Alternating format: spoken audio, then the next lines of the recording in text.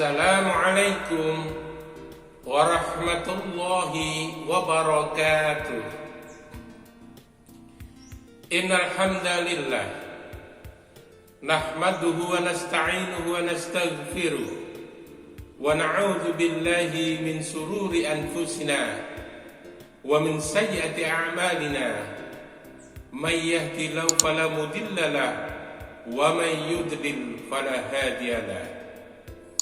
Ashhadu an la ilaha illallah wahdahu la syarika lah wa ashhadu anna Muhammadan abduhu wa rasuluh la nabiyya wa rasula ba'da.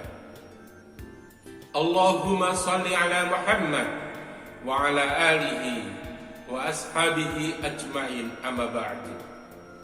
Fa ya ayyuhal hadirun usikum wa nafsi bittaqwallah, ittaqullaha haqqa tuqatih wala tamutunna illa wa antum muslimun.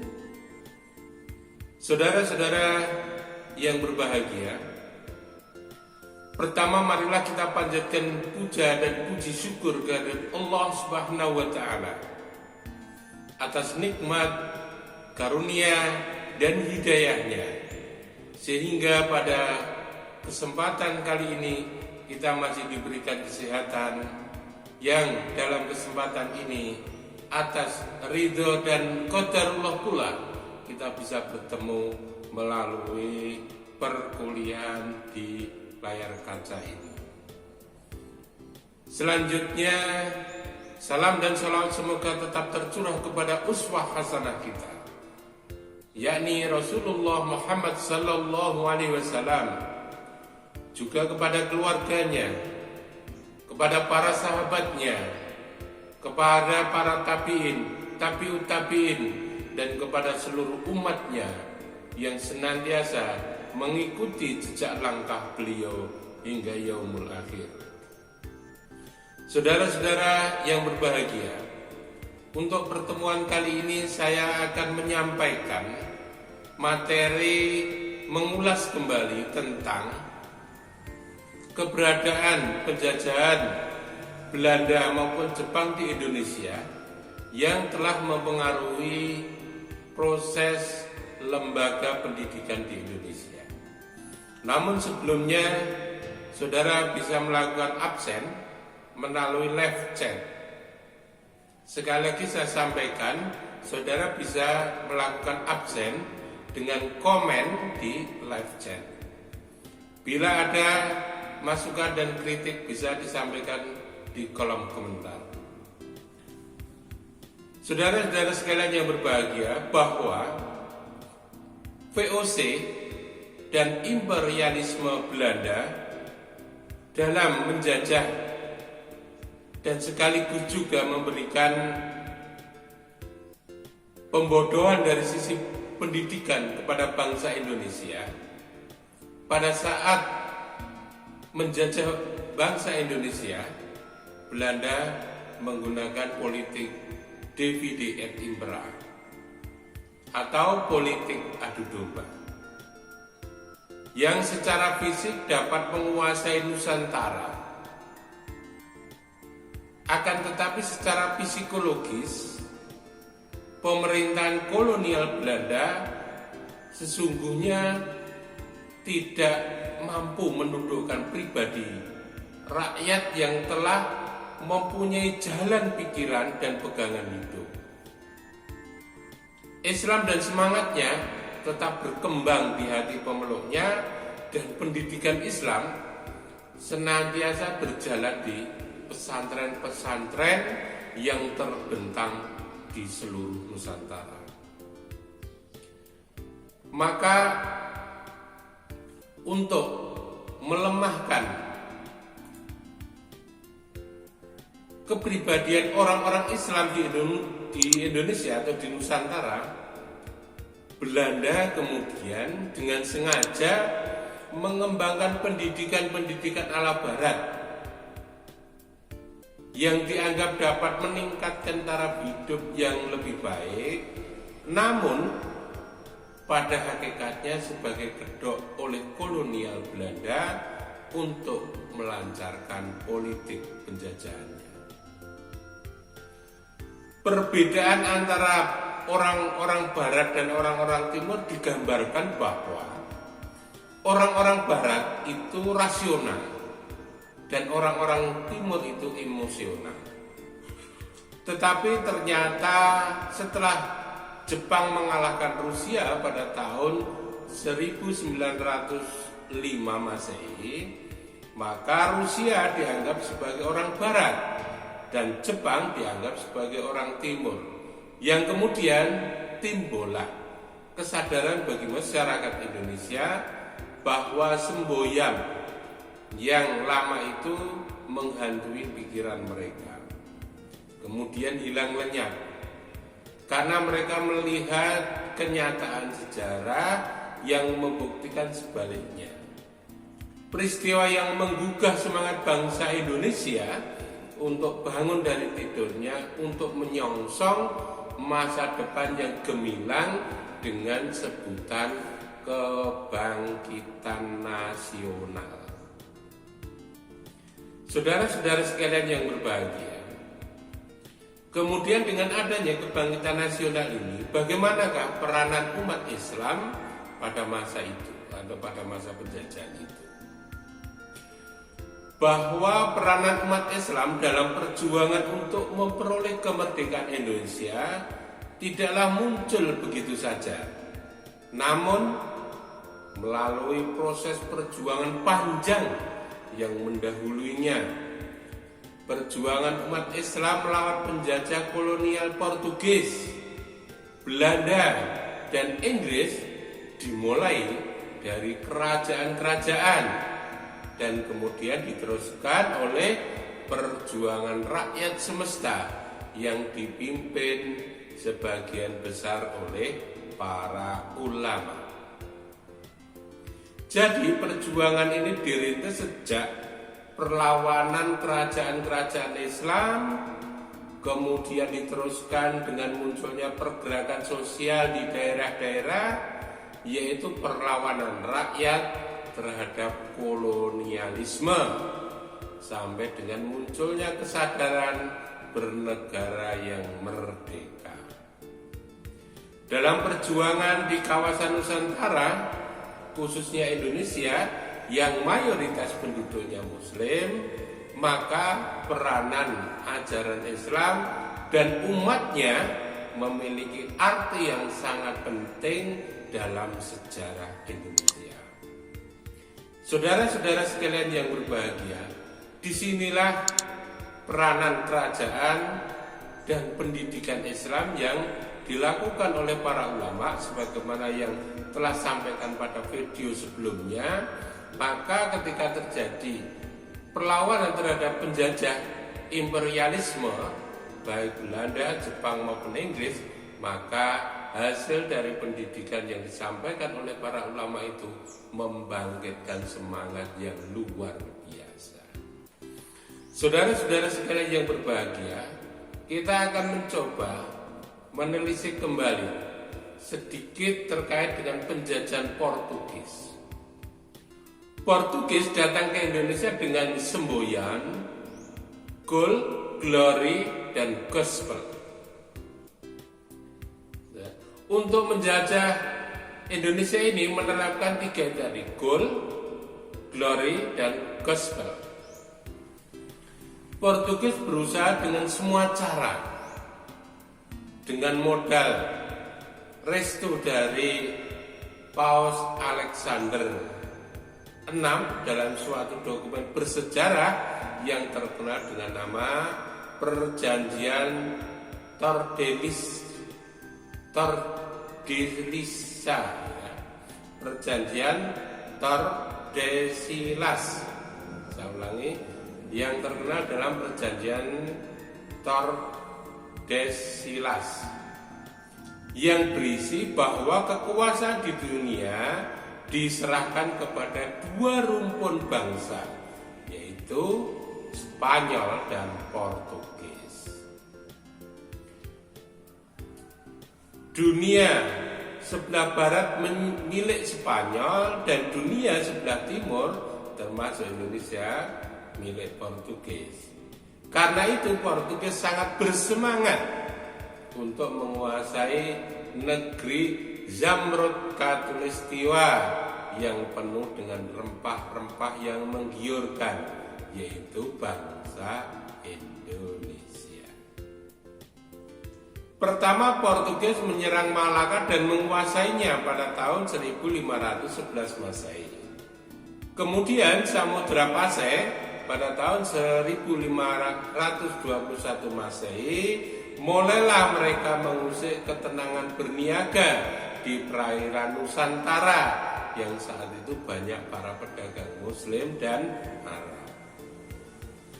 Demikian pula pedagang dari Demak dan Malaka yang saat itu sudah terjalin sangat erat.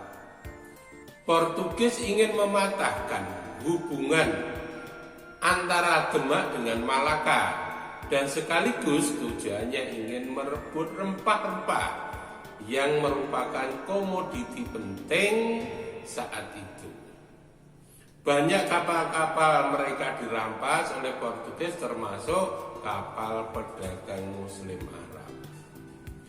Saudara-saudara sekalian yang berbahagia, jadi tujuannya di sini juga adalah tujuan untuk penjajahan. Portugis datang ke Indonesia pada awalnya ingin menguasai rempah-rempah yang kemudian juga menerapkan sistem pendidikan yang bisa memberikan atau melemahkan bangsa Indonesia. Akhirnya seluruh kerajaan yang ada di Nusantara kemudian melakukan perlawanan kepada Portugis, meskipun dalam waktu dan tempat yang berlainan. Misalnya kerajaan Aceh sempat minta bantuan kerajaan Utsmani di Turki dan kerajaan-kerajaan Islam lainnya. Alhasil dapat membangun kekuatan angkatan perangnya dan dapat menahan serangan Portugis. Sultan Demak dan para wali terpanggil juga untuk melawan bangsa Portugis. Jadi semangat keislaman yang ditanamkan oleh para wali di Jawa terutama ini membangkitkan pendidikan yang cukup kuat untuk bersemangat melakukan perlawanan terhadap kolonialisme. Kemudian kalau kita lihat sedikit tentang penjajahan Belanda di Indonesia. Saudara-saudara sekalian yang berbahagia, Belanda pertama kali datang ke Indonesia diperkirakan tahun 1596 Masehi di Banten dengan dipimpin oleh Cornelis de Houtman. Dilanjutkan oleh John Peterson menduduki Jakarta pada tanggal 30 Mei 1619. Kemudian mengubah nama Jakarta menjadi Batavia. Tujuannya sama dengan Portugis, yaitu untuk memonopoli perdagangan dan menanamkan kekuasaan terhadap kerajaan-kerajaan Islam di wilayah Nusantara. Bangsa Indonesia mengalami penindasan dari kaum penjajah. Belanda menetapkan politik pecah belah, adu domba yang terkenal dengan istilah divide et impera. Kemudian pengambilan kekayaan alam dan membiarkan rakyat Indonesia dalam kemiskinan dan keterbelakangan, terutama dalam pendidikan. Menghadapi kenyataan ini, maka wajarlah jika umat Islam Indonesia bangkit dipimpin oleh para ulama dan santri yang notabene telah mendapatkan pendidikan Islam yang cukup dibanding rakyat biasa. Untuk apa? Memberikan perlawanan kepada kolonial Belanda. Meskipun dengan persenjataan yang sederhana, misalnya bambu runcing atau tombak, tetapi akar pendidikan pengajaran Islam yang sudah disampaikan oleh para ulama tersebut memberikan semangat yang luar biasa. Namun mereka, meskipun dengan bambu runcing misalnya, mereka bertempur habis-habisan melawan Belanda dengan niat yang sama. Jika tidak karena pengaruh dan didikan agama Islam, maka patriotisme bangsa Indonesia tidak akan sehebat itu apa yang pernah diperlihatkan dalam sejarahnya sampai dengan tercapainya kemerdekaan. Saudara-saudara sekalian yang berbahagia, Belanda menyadari bahwa perlawanan yang dilakukan bangsa Indonesia karena sistem pendidikan Islam yang saat itu sudah dijalankan oleh para ulama. Hal itu diakui oleh seorang tokoh Belanda yang bernama Senok Gorgonnya, yang berada di Indonesia antara tahun 1889 sampai 1906 Masehi. Di bawah bimbingan para ulama, para tokoh Islam, mereka mengadakan perlawanan terhadap imperialisme. Tidak hanya terbatas pada kalangan grassroots, golongan bangsawan dan sultan pun menyatukan dirinya menunjang perjuangan umat Islam. Akhirnya Belanda dapat dipukul dari Indonesia. Namun perjuangan bangsa Indonesia tidak berhenti di sini saja, karena harus menghadapi penjajahan Jepang. Saudara-saudara sekalian yang berbahagia, dilihat dari sejarah pendidikan Islam di Indonesia yang dari tradisional hingga nantinya menjadi seperti sekarang ini, maka kita akan bisa menelusuri melalui sejarah bangsa Indonesia, terutama dulu pada saat penjajahan. Saudara-saudara sekalian yang berbahagia, selanjutnya kita lanjutkan pada gambaran sedikit tentang penjajahan Jepang di Indonesia. Pendudukan Jepang di Indonesia diawali dari kota Tarakan pada tanggal 10 Januari 1942 Masehi. Selanjutnya Minahasa, Balikpapan, Pontianak, Makassar, Banjarmasin, Palembang, dan Bali. Kota Jakarta berhasil diduduki tanggal 5 Maret 1942. Untuk sementara penjajah Belanda hengkang dari bumi Indonesia digantikan oleh penjajah Jepang. Ibarat pepatah, lepas dari mulut harimau jatuh ke mulut buaya. Yang ternyata penjajah Jepang lebih agresif ya, dibanding dengan penjajah Belanda. Ya. Seluruh kekayaan alam dibawa ke negerinya. Bangsa Indonesia dikerja paksakan. Istilahnya yang terkenal pada saat itu adalah Romusa. Dengan adanya satu ancaman seperti dicambuk oleh tentara Jepang. Tentara Jepang pada saat itu namanya adalah Geisha. Pada awalnya Jepang membujuk rayu bangsa Indonesia dengan mengklaim dirinya sebagai saudara tua bangsa Indonesia dengan gerakan 3A, yaitu Nippon Cahaya Asia, Nippon Pelindung Asia, dan Nippon Pemimpin Asia. Jadi ini yang terkenal ya dari semboyan dari orang-orang Jepang ketika masuk ke Indonesia, yaitu dengan gerakan 3A. 3A yang dimaksud adalah Nippon Cahaya Asia, Nippon Pelindung Asia, dan Nippon Pemimpin Asia.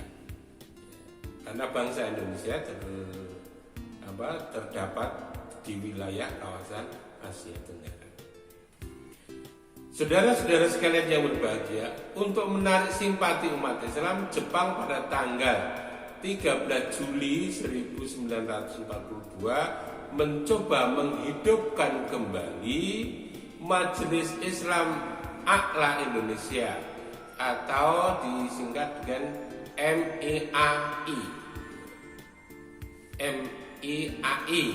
yang telah terbentuk pada masa pemerintahan Belanda, yakni bulan September 1937 Masehi.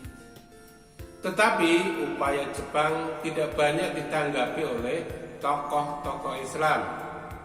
Banyak tokoh-tokoh Islam tidak mau kooperatif dengan pemerintah penjajah Jepang. Bahkan melalui gerakan bawah tanah menentang Jepang seperti yang dilakukan oleh Sultan Syahrir dan Amir Syarifuddin. Dalam menghadapi umat Islam, Jepang sebenarnya mempunyai kebijakan politik yang sama dengan Belanda. Jepang menyukai hubungan langsung dengan ulama daripada pimpinan partai politik. Oleh karena itu, Jepang kemudian mengeluarkan sebuah maklumat tentang pembubaran parpol. Sekalipun Jepang tidak menyetujui dan tidak menyukai berhubungan dengan pemimpin partai politik, namun Jepang memerlukan para ulama untuk membentuk wadah organisasi baru untuk membina ulama dan umat Islam. Oleh karena itu, Jepang berusaha mengakomodasi dua kekuatan, yaitu Islam dan nasionalisme sekuler, ketimbang pimpinan tradisional, raja dan bangsawan lama. Orang-orang Jepang berpendapat bahwa organisasi-organisasi Islam yang sebenarnya mempunyai masa yang patuh dan hanya pendekatan agama, penduduk Indonesia ini dapat dimobilisasi.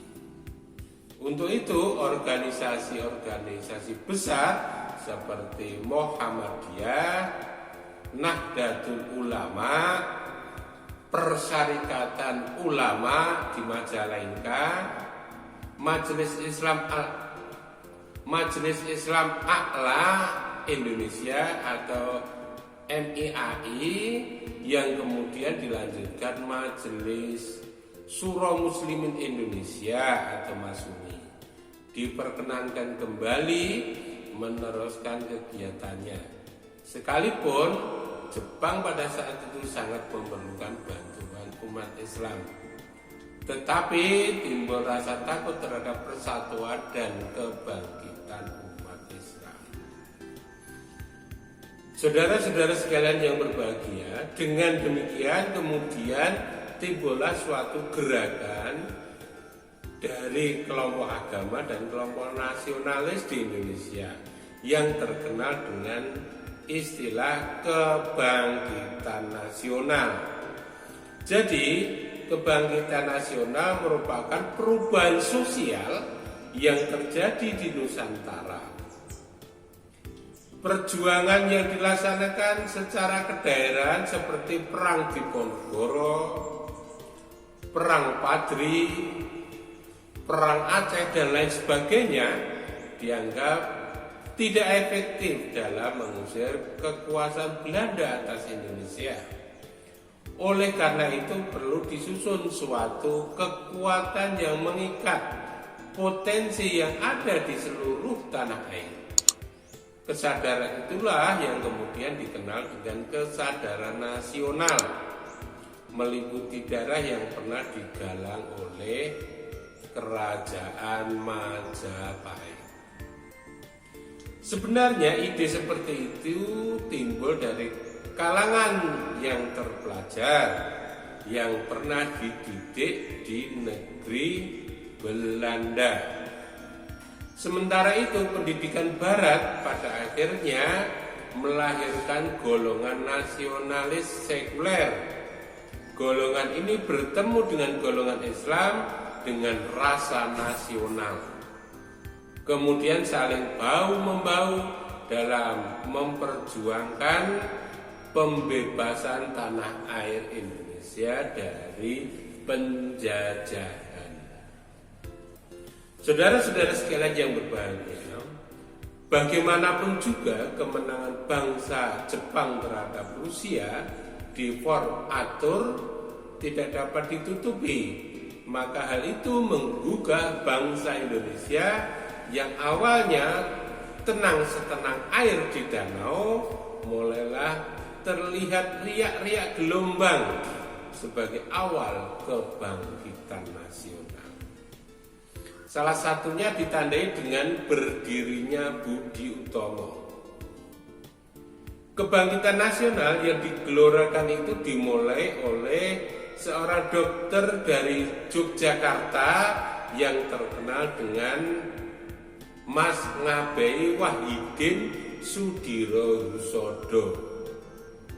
Tugas sehari-harinya ia terkenal sebagai dokter Jawa, sebagai sebutan dokter pribumi.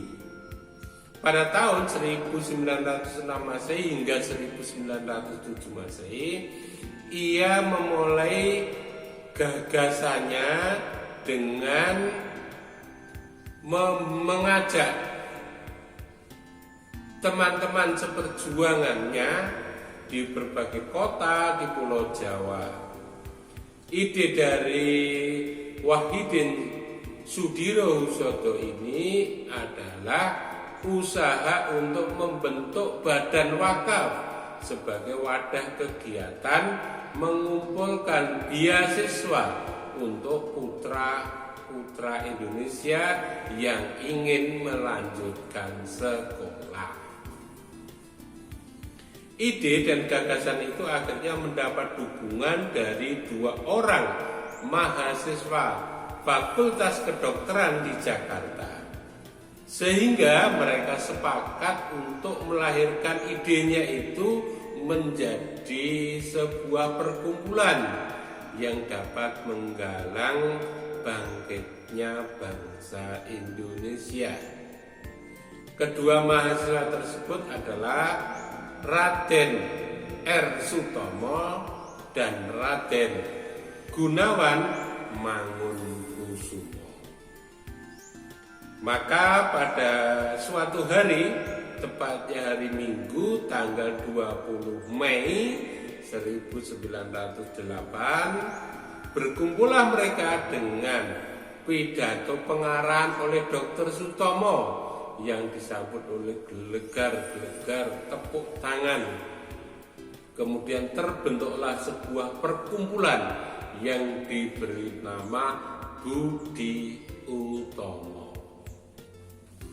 Berdirinya Budi Utomo itu di samping mendapat sambutan dari sebagian penduduk Indonesia, terutama dari golongan rendah, juga mendapat kritik dengan perasaan pesimis karena para pendirinya berasal dari kalangan ningrat dan feodal, tidak mungkin membantu kepentingan rakyat sepenuh hati. Berdirinya Budi Utomo ini yang dipelopori oleh Dr. Wahidin inilah yang kemudian dapat menggalang kekuatan besar dan rasa nasionalisme tinggi untuk bersatu melawan penjajahan.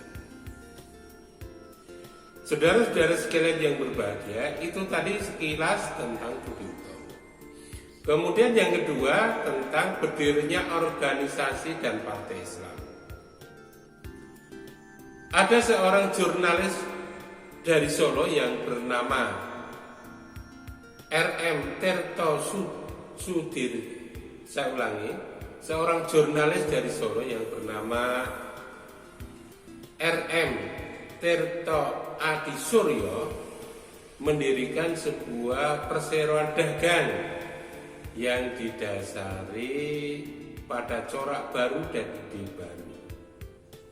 Ia mendirikan sebuah sarekat dagang Islam yang terkenal saat itu dengan istilah SDI di Jakarta. 2 tahun berikutnya Dibentuk pula cabang di Bogor, yakni pada tanggal 5 April 1909 Masehi. Kegiatan organisasi ini mulai nampak dimulai dari permohonan izin pada Gubernur Jenderal melalui residen di Bogor, dan ternyata tanggal 5 April 1909 sudah dibuka. Perhimpunan dagang itu akhirnya meluas dari Batavia, Bondowoso, Sukabumi sampai ke Surabaya. Sebagai langkah awal, SDI membuka sekolah dagang dan pertukangan. Selanjutnya pada tahun 1911 Masehi di Solo juga didirikan Sarekat Dagang Islam sebagai perluasan dari SDI di Bogor. Karena sebelumnya Tirto Adi Suryo sebagai pengusaha batik di Solo dan mengajak Haji Samanhudi bergabung dalam organisasi tersebut. Melihat latar belakang perjuangan dagang yang didasarkan Islam, inilah yang menyebabkan Residen Solo memerintahkan kepada Pangeran Mangkubumi untuk mengeluarkan larangan untuk meneruskan pekerjaan SDI dengan tujuan tidak terjadi kekacauan antara orang-orang pribumi dan penjajah. Dalam perkembangan berikutnya, nama Sarekat Dagang Islam atau SDI diubah menjadi Sarekat Islam atau SI setelah Cokro Aminoto masuk ke dalam organisasi ini pada tahun 1912 Masehi atas ajakan Haji Samanhudi. Gerakan ini akhirnya mempunyai keberanian untuk menentang penjajah di bawah pimpinan HOS Cokro Aminoto. Sarekat Islam merupakan kelanjutan dari Sarekat Dagang Islam yang didirikan oleh Haji Samanhudi di Solo. Jika saya ulangi, juga diikuti oleh Partai Nasional Indonesia atau PNI didirikan oleh Soekarno pada tahun 1927 Masehi.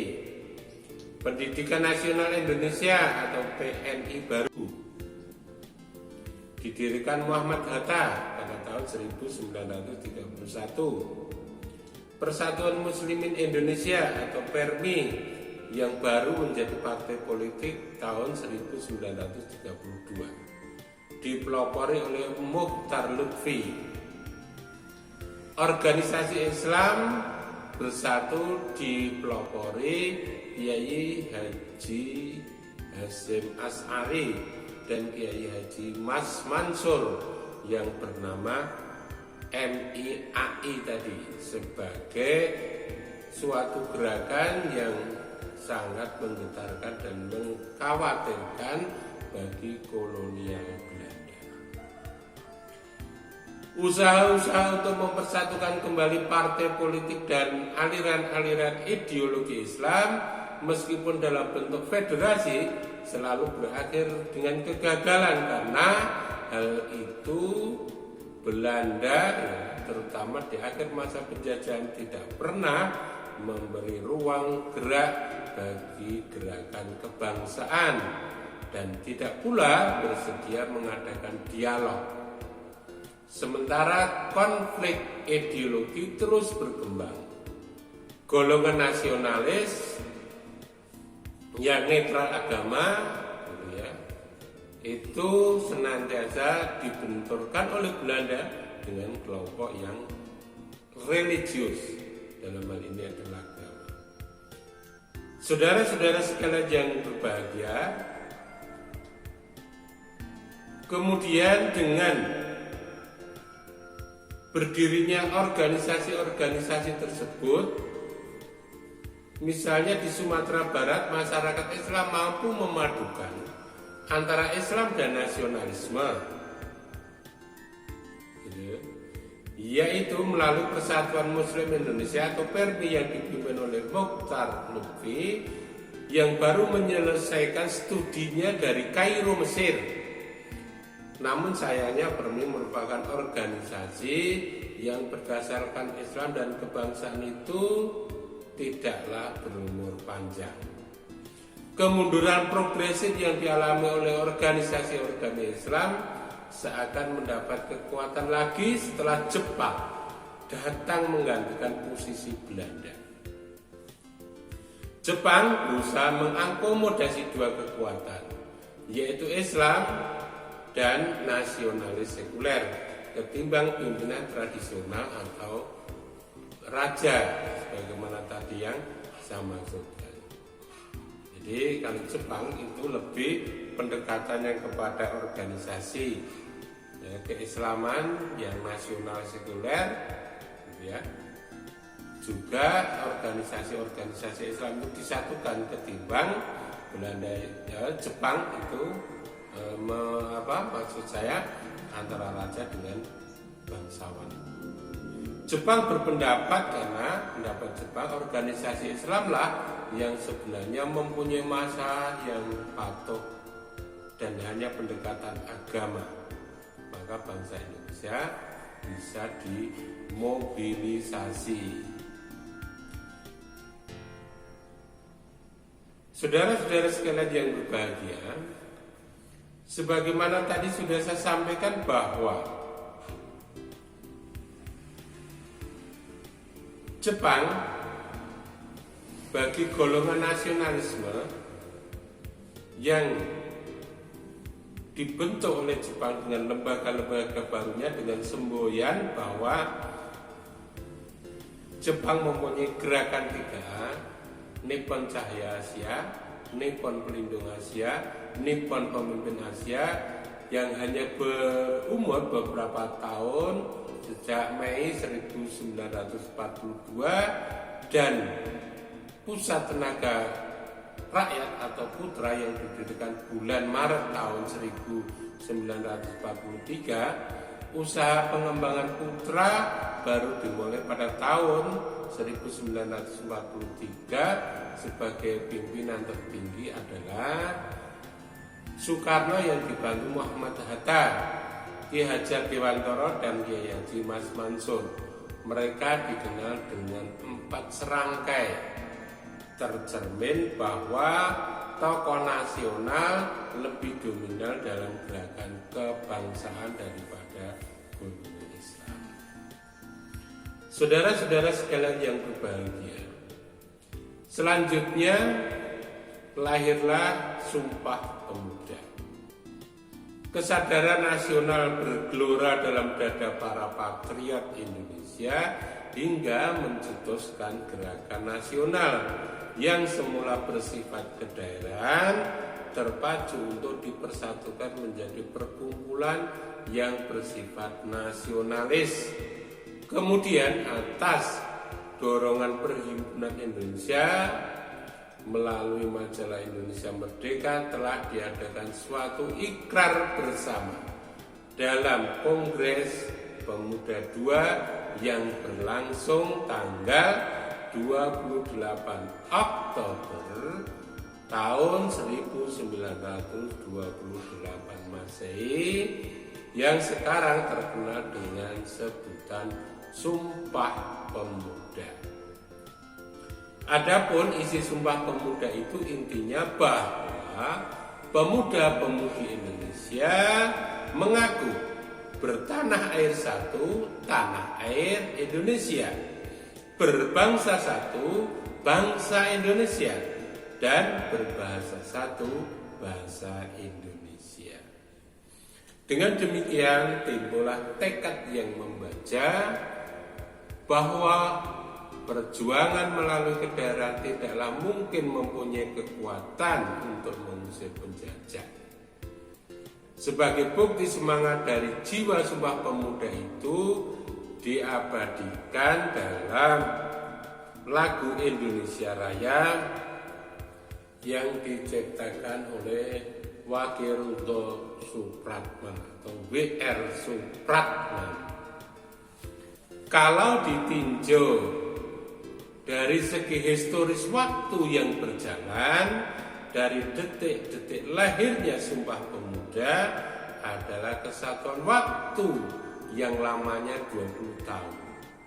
Waktu yang cukup akurat untuk dijadikan bukti bahwa Sumpah Pemuda merupakan pancaran dari kebangkitan nasional yang sebagian besar tokoh yang terlibat adalah kalangan umat Islam seperti Tirto Adisuryo, Dr. Sutomo, Haji Samanhudi, Kiai Haji Ahmad Dahlan, Cipto Mangunkusumo maupun Cokro Aminoto.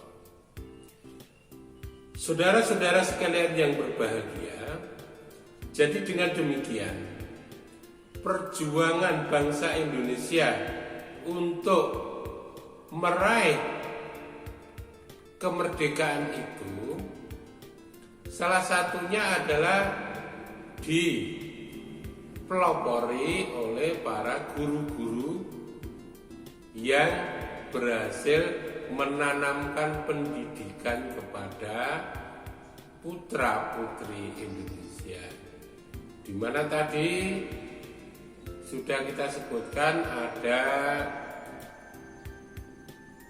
Dr. Wahidin Sudirohusodo, Cokro Aminoto, dan lain-lain.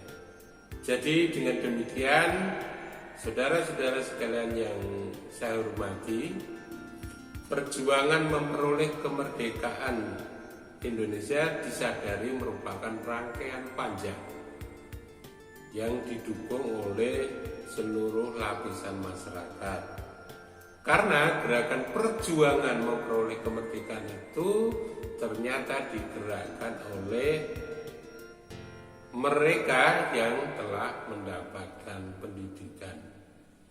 Di satu sisi pendidikan model barat juga membangkitkan rasa nasionalisme, di samping dari akar yang sudah kuat dari para ulama untuk mendidik para santrinya dengan pendidikan Islam telah menimbulkan kekuatan semangat, bahkan disebut dengan semangat jihad. Oleh karena itu jihad yang dimaksud di sini adalah jihad mengusir kaum penjajah. Ternyata di antara segala pengaruh yang mendorong baik pergerakan politik, pendidikan, kemudian para pemuda, jiwa keagamaan yang ikut mendorong laju perjuangan umat Islam dan bangsa Indonesia untuk mencapai kemerdekaan. Kemerdekaan itulah yang telah dicapai oleh bangsa Indonesia, juga peran para tokoh-tokoh Islam yang menggelorakan semangat hubbul watan minal iman. Cinta tanah air adalah sebagian dari iman. Dari semboyan inilah kaum muslimin Indonesia atau umat Islam Indonesia merasa berkeharusan untuk membela tanah air. Karena kalau mereka tidak mau terlibat juga, berarti terdapat kekosongan sebagian iman dalam jiwa mereka. Itulah sebabnya maka perjuangan kemerdekaan di Indonesia baru mendapat angin segar setelah bersatunya umat Islam dan juga golongan atau organisasi-organisasi nasionalis yang terdidik. Saudara-saudara sekalian yang berbahagia, itulah sekilas sejarah pendidikan Islam di Indonesia pada masa zaman penjajahan hingga timbulnya pergerakan nasional yang mendorong laju perkembangan teraihnya kemerdekaan Indonesia. Saudara-saudara sekalian yang berbahagia, demikianlah yang saya sampaikan untuk perkuliahan kali ini, dan selanjutnya tugas dari saudara supaya bisa membuat resume terkait dengan sistem kelembagaan pendidikan Islam pada masa penjajahan Belanda dan Jepang di Indonesia. Demikian yang saya sampaikan. Sekali lagi yang belum bergabung dipersilakan segera bergabung, absen melalui live chat. Kurang lebihnya mohon maaf. Akhirul kalam. Billahi taufiq wal hidayah. Wassalamualaikum warahmatullahi wabarakatuh.